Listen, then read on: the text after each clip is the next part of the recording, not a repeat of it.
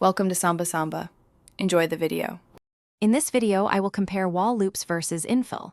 We'll explore how these two fundamental 3D printing settings impact your prints.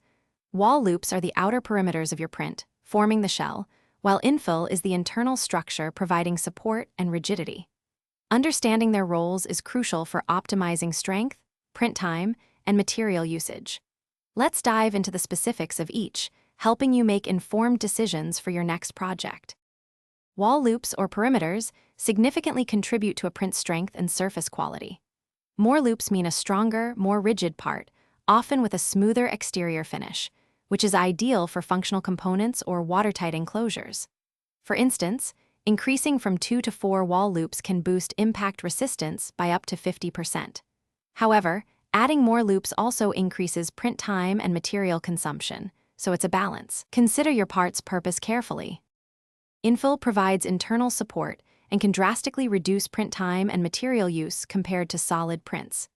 Different infill patterns, like gyroid or rectilinear, offer varying levels of strength and flexibility.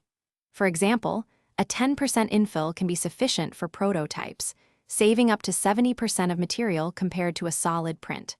While less infill means faster prints, it also results in a less rigid part. It's perfect for non-load-bearing or aesthetic models where speed is key.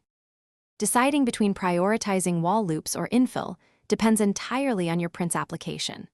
For parts requiring high strength, durability, or a premium surface finish, such as mechanical components or watertight containers, focus on increasing your wall loops, perhaps to 3 or 4.